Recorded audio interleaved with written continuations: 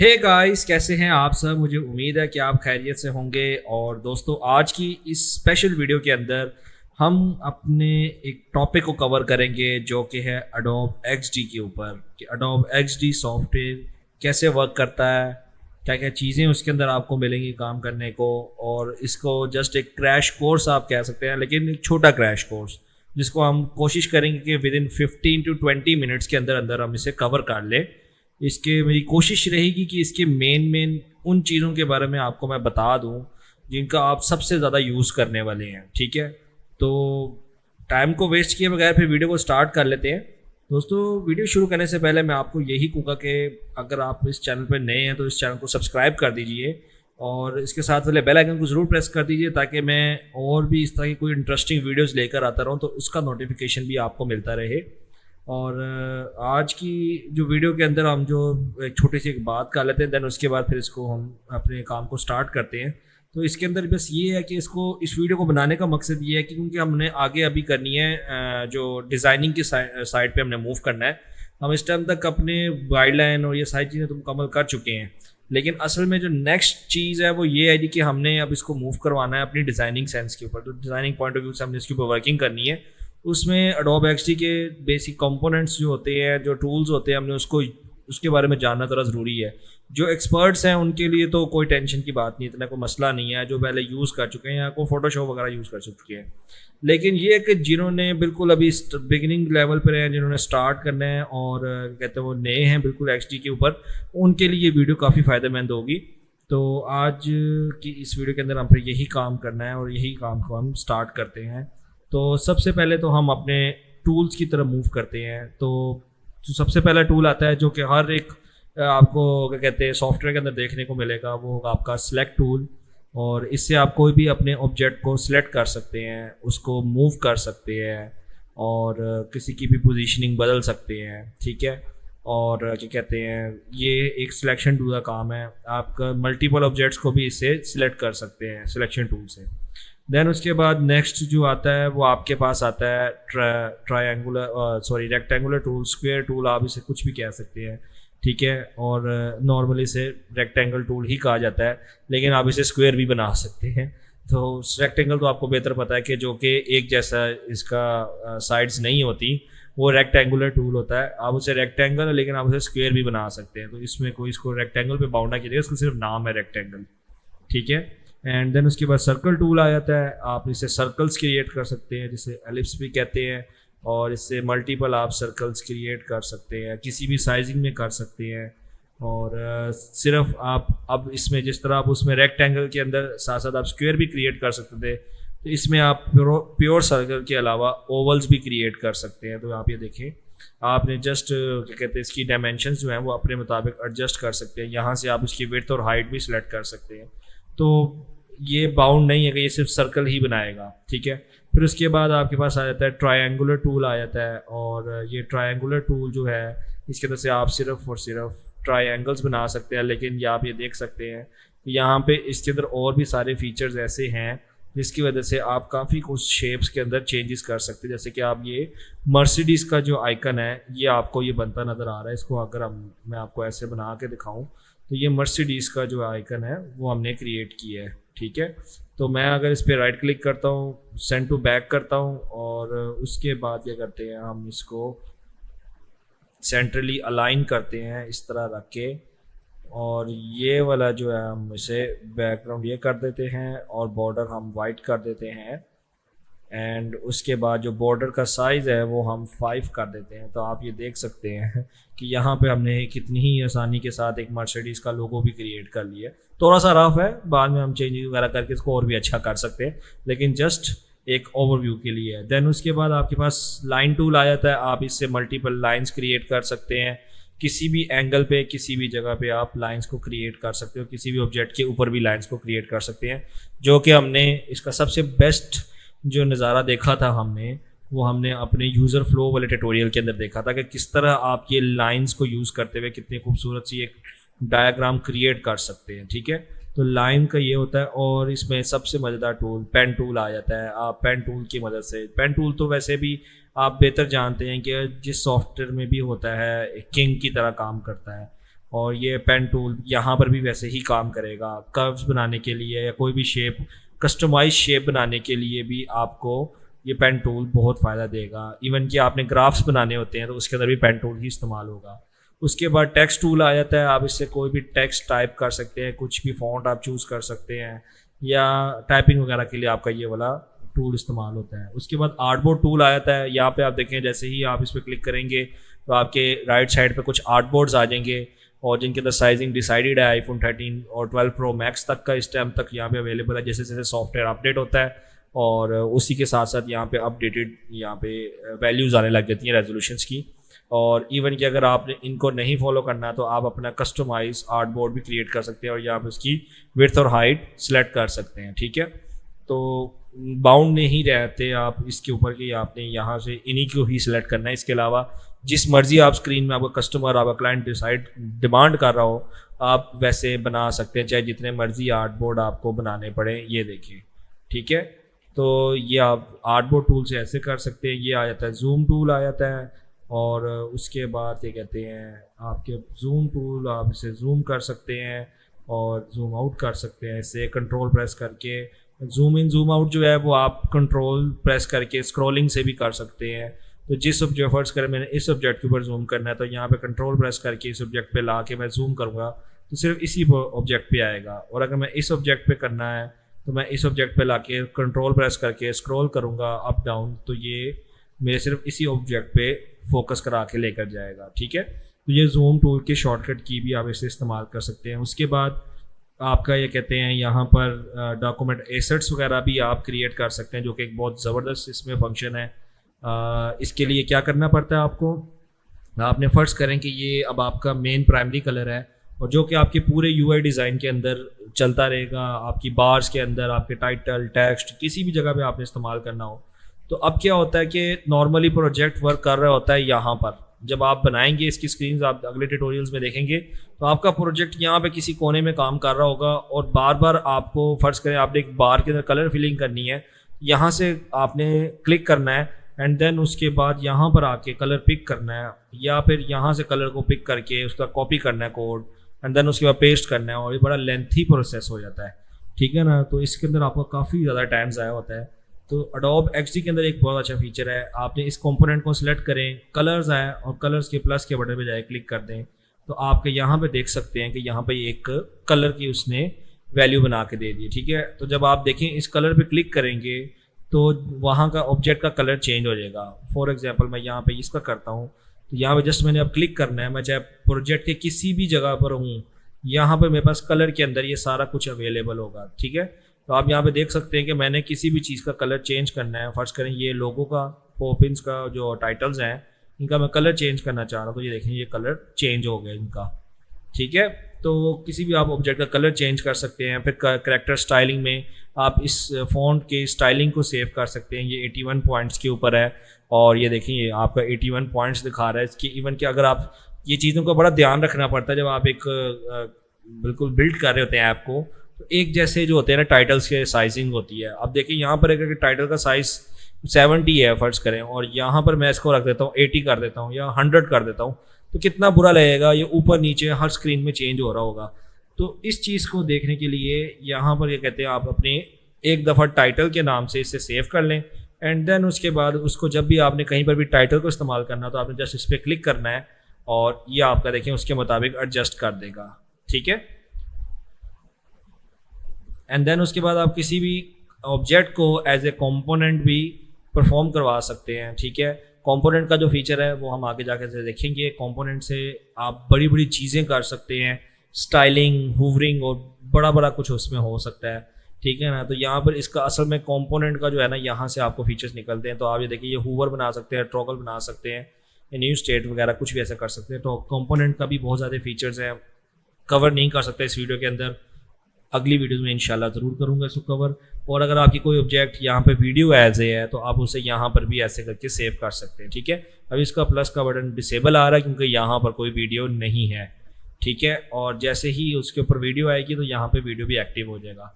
उसके बाद जो अगला पैनल आता है वो आपके पास लेयर्स पैनल होता है। इसमें आपकी तमाम ऑब्जेक्ट्स की लेयर्स आ रही होती हैं और यहाँ पर अगर आप बैक आ जाएँ तो तमाम आर्ट बोर्ड्स आ रहे होते हैं।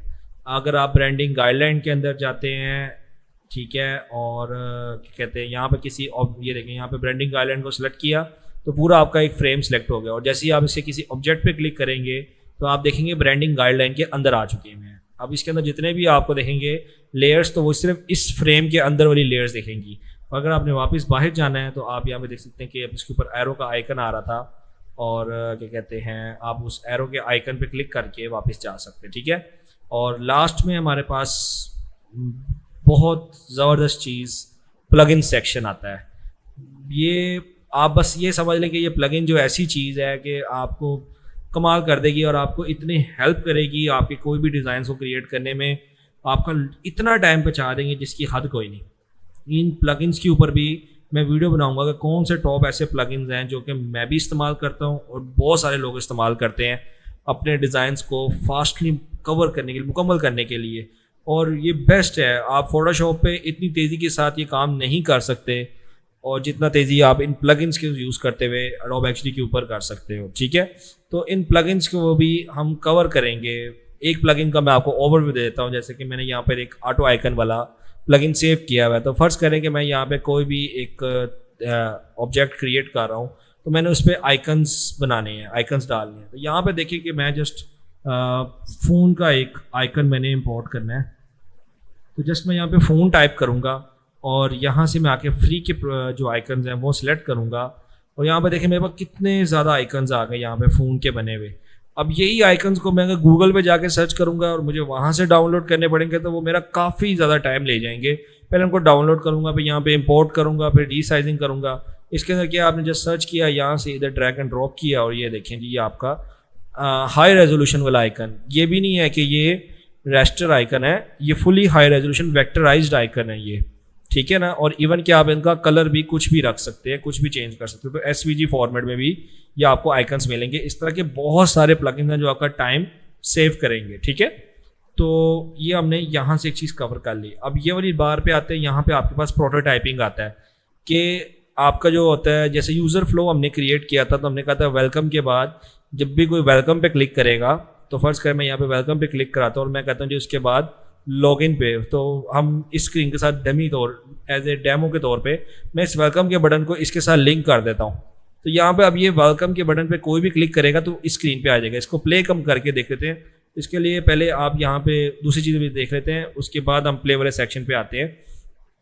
तो शेयर को पहले एक दफ़ा देख लेते हैं। शेयरिंग क्या होती है, जो आप अपने इस डॉक्यूमेंट को अपने क्लाउड के ऊपर एज ए लिंक बना के किसी भी पर्सन के साथ शेयर करना चाह रहे हैं, तो आप यहाँ पे क्रिएट लिंक करके उसके साथ शेयर कर सकते हैं। लेकिन ये लिमिटेड होते हैं। एडोब एक्सडी ने इसे पेड कर दिया हुआ है, आपको अपग्रेड करना पड़ता है एडोब एक्सडी को। तो देन आप इसे लिंक को क्रिएट करके आप आगे अपने फ्रेंड्स के साथ शेयर कर सकते हैं, या किसी भी पर्सन के साथ जो आपका क्लाइंट है आप उसके साथ शेयर कर सकते हैं। एंड देन उसके बाद आप क्या कहते हैं, आपने कोई प्रीव्यू करना अपनी डिवाइस के ऊपर। ये एक एडोब एक्सडी से हम तो खुद रिक्वेस्ट करते हैं।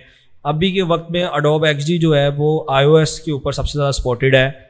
उसके अंदर एक यही कमाल फीचर है कि अगर आप अपनी iOS को जो मैकबुक है आपके पास, iOS लैपटॉप है, और उसके अंदर आप एडोब एक्सडी के अंदर वर्किंग कर रहे हैं, तो आप अपने किसी भी फ़ोन के साथ उसकी केबल कनेक्ट करके, डाटा केबल जो होती है, उसका लाइव प्रीव्यू जो है अपने मोबाइल के ऊपर देख सकते हैं उस ऐप का जो आप वर्किंग कर रहे हैं। लेकिन एंड्रॉयड के अंदर जो पीसी है, अगर आप पीसी के ऊपर आते हैं तो पीसी के ऊपर आपके ऊपर एक रिस्ट्रिक्शन आती है कि आपको इस प्रोजेक्ट को क्लाउड के ऊपर सेव करना पड़ेगा, फिर आपको मोबाइल के ऊपर एक एडोब एक्सडी की ऐप है उसको इंस्टॉल करना पड़ेगा, एंड देन उस ऐप को इंस्टॉल करने के बाद फिर आप अपने प्रोजेक्ट को अपने मोबाइल के ऊपर उसका प्रीव्यू ले सकते हैं, ठीक है। एंड अब लास्ट में जो हमने यहाँ पे काम किया था प्रोटोटाइपिंग वाला, हम उसके लिए क्या करते हैं, हम यहाँ पर आते हैं और इसे प्ले करते हैं। तो आप यहाँ पे देख सकते हैं कि हमने वेलकम के ऊपर एक प्रोटोटाइप क्रिएट किया था।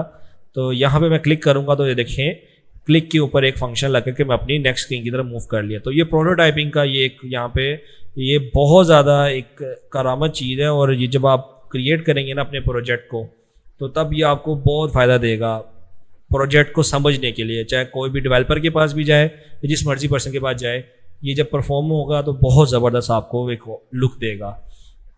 अच्छा, उसके बाद आपके पास यहाँ पे टॉप बार आ जाती है। टॉप बार के अंदर आपके पास डिफरेंट फंक्शन हैं। फाइल के अंदर आप न्यू फाइल क्रिएट कर सकते हैं, ओपन कर सकते हैं, अपने कंप्यूटर से ओपन कर सकते हैं। ओपन रिसेंट्स में जाकर अपनी रिसेंट्स फाइल्स को देख सकते हैं। गेट UI किट्स, यहाँ पे आप अपनी UI की किट्स जो हैं उसको डाउनलोड कर सकते हैं। ये भी हम अपनी नेक्स्ट वीडियो के अंदर जो किट्स हैं उसको भी देखेंगे।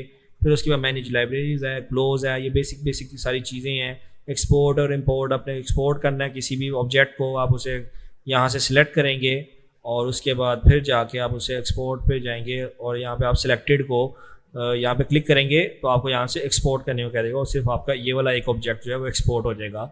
ये ज़्यादातर जो ये वाला फंक्शन है सिलेक्टेड वाला, ये आपके जो डेवलपर्स हैं वो इसको यूज़ करेंगे क्योंकि उन्होंने एक एक जो पॉइंट है, एक आइकन है, उसको भी एक्सपोर्ट करना होगा, तो वो ऐसे एक्सपोर्ट कर सकते हैं।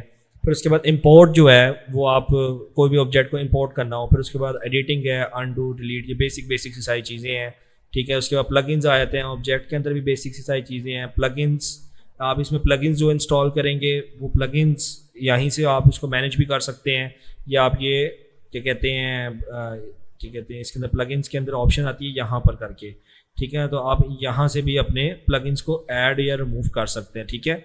तो यहाँ पे आप ये प्लगइन्स की ऑप्शन आ जाएगी आपके पास, ठीक है। तो देन उसके बाद व्यू के अंदर जाके आप उसके अपने प्रोजेक्ट को व्यू कर सकते हैं, उसके different angles, zoom in, zoom out, 100%, 200 और इस तरह करके बेसिक सारी चीज़ें हैं। विंडोज़ और हेल्प के अंदर भी वही बेसिक टैब्स होते हैं, इसको हम ज़्यादा डिस्कस नहीं करेंगे। और जब हम मूव करते हैं अपने ये राइट साइड की तरफ, जो कि हमारा वीडियो का लास्ट पार्ट है, यहाँ पे आपको अलाइनमेंट टूल्स दिख जाएंगे। अगर आपने किसी ऑब्जेक्ट को अलाइन करना है तो यहाँ से आप इसको अलाइनमेंट कर सकते हैं, टॉप, लेफ़्ट, राइट, बॉटम, इस तरह कुछ भी करके, ठीक है। और उसके बाद क्या कहते हैं, ये एक हमारे पास अगला फीचर है। अगर आपने इन दोनों को मर्ज करवाना है तो यहाँ से ये मर्ज किए हैं, जो कि आपने इसको सबसे ज़्यादा यूज़ होते देखा होगा इलिस्ट्रेटर के अंदर।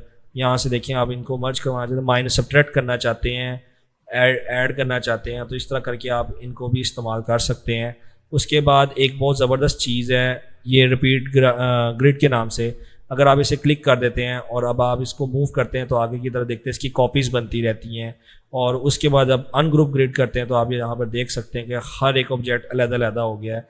तो आप इसकी मल्टीपल कॉपीज़ बना सकते हैं, जो कि आप पहले क्या किया करते थे, इस ऑब्जेक्ट को सिलेक्ट किया, Ctrl+C, Ctrl+V, एंड ये देखें आप अपने माउस के कहते हैं कीबोर्ड के जो पॉइंटर्स होते हैं, आप उनके थ्रू मूव किया करते थे। फिर Ctrl+C एंड Ctrl+V, और फिर आपने इनकी जो इक्वल स्पेसिंग है उसका ध्यान रखना होता था, और बड़ा कुछ इस तरह होता था। तो ये टूल आपको यहाँ पे बड़ा फ़ायदा देता है, ठीक है। तो ये मैं यहाँ से इसको रिवर्स कर लेता हूँ। और उसके बाद ये कहते हैं हमारा यहाँ पर आ जाता है साइजिंग आ जाती है। ट्रांसफॉर्म अगर आपने करना हो, किसी पोजीशन में लेके जाना हो इसे, या इसे रोटेट करना हो, तो आप इसे यहाँ से ऐसे कर सकते हैं इन्हीं जगहों से। एंड देन उसके बाद इसको रिफ्लेक्शन वाले आ जाती हैं, तो आप जब इस ऑब्जेक्ट को सिलेक्ट करते हैं तो ये रिफ्लेक्ट हो जाएगा आपका क्या कहते हैं वर्टिकली एंड हॉरिजॉन्टली, आप इसको दोनों तरफ से कर सकते हैं, ये देखें। और उसके बाद ये कहते हैं आपका फिक्स पोजीशन, ये क्या कहते हैं आपका जब आपने किसी ऑब्जेक्ट को जब आप स्क्रॉलिंग करते हैं तो आपके जो ऑब्जेक्ट है वो मूव ना हो स्क्रॉलिंग के टाइम पे, तो आप उसके लिए फिक्स पोजीशन को करेंगे। इस फीचर को जब आगे फ्यूचर में हम अपने डिज़ाइंस को क्रिएट करेंगे तो मैं आपको तब उस पर गाइड करूँगा। फिर इसमें कुछ यहाँ पे ये और टूल्स थे, जैसे ये मास्किंग वगैरह के, आप इसका मास्क क्रिएट कर सकते हैं, ठीक है। और ये भी एक डिज़ाइनिंग पॉइंट ऑफ व्यू से आपको बहुत काम आएंगे। एंड देन उसके बाद आपका कहते हैं रिस्पॉन्सिव साइज़, आपने इसको ऐसे ही रहने देना, इसको ज़्यादा नहीं छेड़ना। ऑटो और मैनुअल में ना जाएं तो आप बेहतर है आप इसको ऑटो में रखें। उसके बाद टेक्स्ट की आ जाती हैं, ऐसा कुछ कंपोनेंट्स आ जाते हैं, पॉपिन्स, आप अपने यहाँ से टेक्स्ट की तमाम जो क्या कहते हैं स्पेक्स हैं या इसकी अपीयरेंस है उसको चेंज कर सकते हैं। एंड देन उसके बाद क्या कहते हैं अपीयरेंस की वैल्यू आ जाती है, तो फिर आप उसके अंदर ओपेसिटी, फिर ब्लेंडिंग मोड उसका चेंज कर सकते हैं, जो कि फोटोशॉप के अंदर आपने सबसे ज़्यादा इस फीचर को यूज़ होते हुए देखा होगा। और फिलिंग जो आती है, फिर बॉर्डर है, फिर उसके बाद इफेक्ट्स आ जाते हैं, इनर शेडो, ड्रॉप शेडो, और बैकग्राउंड ब्लर करना हो, और मार्क एज एक्सपोर्ट एक लास्ट फीचर होता है। अगर आप ये कहते हैं आपको मैंने ऊपर दिखाया था, अगर आप इस ऑब्जेक्ट को सिलेक्ट करेंगे तो आप यहाँ पर सिलेक्टेड में जाके कर सकते हैं, और अगर आपका ये ऑब्जेक्ट यहाँ से मार्क एज एक्सपोर्ट भी कर देते हैं तो फिर भी आपको यहाँ पर ये क्या कहते हैं उसको एक्सपोर्टेबल वैल्यू मिलेगा, लेकिन इस फीचर का इतना कोई फ़ायदा नहीं है, ठीक है। और लास्ट में ये आपको एक चीज़ बता दूँ कि अगर आपने किसी ऑब्जेक्ट को सिलेक्ट किया तो आपके पास ये बॉर्डर्स के लिए भी यहाँ पे कुछ स्पेक्स अवेलेबल होते हैं। हर चीज़ का इस्तेमाल हम अपने नेक्स्ट ट्यूटोरियल्स के अंदर ज़रूर करेंगे। आज की वीडियो को हमने यहीं पे वाइंड अप करना है। एक छोटा सा इंट्रोडक्शन था एडोब XD का, एक रफली इंट्रोडक्शन, लेकिन ये था कि मैंने कोशिश पूरी की है कि आपको जो बेसिक बेसिक चीज़ें हैं आपको उसके बारे में थोड़ी सी नो हाउ हो जाए कि ये क्या क्या काम कर सकती हैं। तो मुझे उम्मीद है कि आपको आज की वीडियो पसंद आई होगी। इस वीडियो को लाइक कर दीजिएगा, शेयर कीजिएगा अपने उन फ्रेंड्स के साथ जो कि एडोब एचडी सीखना चाहते हैं, ठीक है। और चैनल को यार सब्सक्राइब कर दीजिएगा, सपोर्ट कीजिए इस चैनल को, आपकी सपोर्ट की ही ज़रूरत है। आप सपोर्ट करेंगे तो अच्छा ग्रो करेगा ये चैनल, कम्युनिटी ग्रो करेगी, हम सारे मिलकर ग्रो करेंगे। तो प्लीज़ चैनल को सब्सक्राइब कर दें और बेल आइकन को साथ में ज़रूर प्रेस कर दीजिएगा। मिलते हैं नेक्स्ट वीडियो के अंदर। Goodbye friends.